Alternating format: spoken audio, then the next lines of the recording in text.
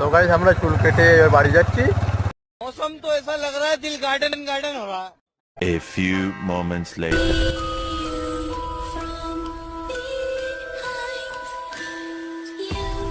তোর বাড়ি কোথায়? গোপালপুর বাড়ি। রাত্রে কোথায় গেলি তুই? তোমার বাড়ি? দাঁড়া দাঁড়া দাঁড়া দাঁড়া। কি মানে এখান থেকে হেঁটে বাড়ি যাবি? কেউ নেই তো ওর গাড়িতে উঠতালি যাবি আমার সঙ্গে? চল। তো গাইস এই বাচ্চাটা নিয়ে যাই আমরা।